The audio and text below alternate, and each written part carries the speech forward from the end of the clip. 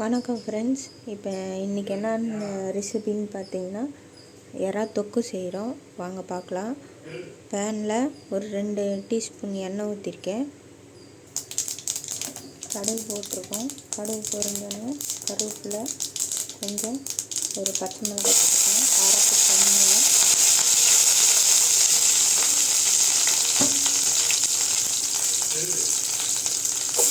Onion 2 onion போட்டிருக்கேன். Onion போடுறதுக்கு முன்னாடி கொஞ்சம் சோம்பு போட்டுக்கணும். சோம்பு போட்டு நல்லா ஆனியன் வதக்கிடுங்க.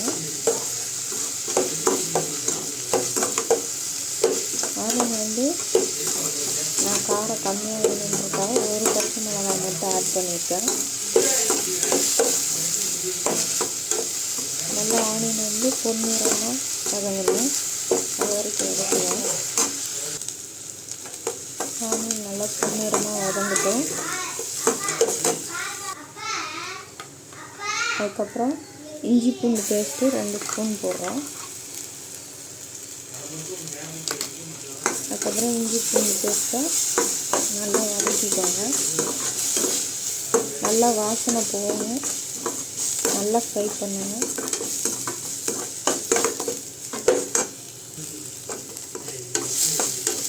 நல்லா ஃப்ரை பண்ணிவிட்டு இஞ்சி பூண்டு வாசனை போனதுக்கப்புறம்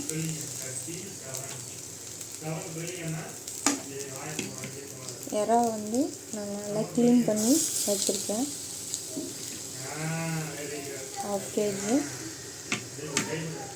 எறா க்ளீன் பண்ணுறேன்.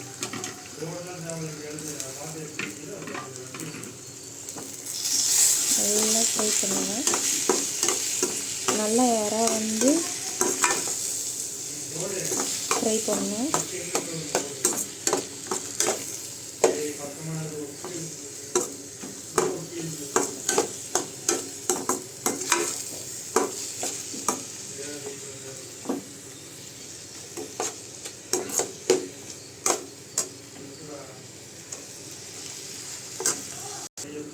அதுக்கப்புறம் மஞ்சள்தூள் 1/2 டீஸ்பூன் போடுறேன்.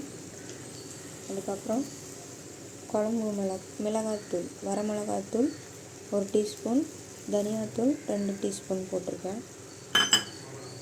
நல்லா வதக்கி கொடுங்க. எறா வேகணும். நல்லா இந்த ஃப்ரை பண்ணுங்கள்.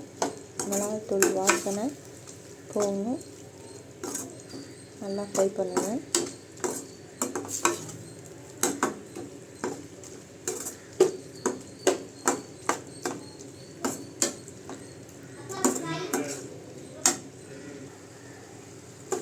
தேவையான அளவு உப்பு கொஞ்சம் போட்டுக்குவோம். உப்பு போட்டுட்டு நல்லா ஃப்ரை பண்ணி விடுங்க.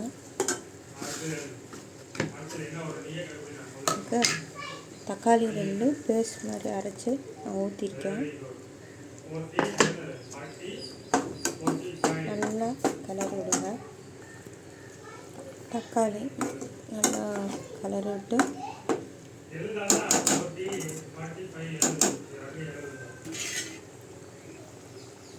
தண்ணி ஒரு 1/2 டம்ளர் வேகிறதுக்கு ஊற்றிடுங்க. ஊற்றிட்டு கொஞ்ச நேரம் மூடி வச்சிடலாம். ஃபைனலாக தேங்காய் பால் 2 டைம் எடுத்து வச்ச தேங்காய் பால் கொஞ்சம் ஊற்றுறேன் ஃப்ரெண்ட்ஸ், கிரேவிக்கு கெட்டியாக வர்றதுக்காக. ஃபைனலாக தொக்கு ரெடி ஆகிடுச்சு. இந்த மாதிரி எண்ணெய் பிரிஞ்சு வந்த மாதிரி தொக்கு ரெடி பண்ணியிருக்கோம். அதுக்கப்புறம் பார்த்திங்கன்னா லைட்டாக கொத்தமல்லி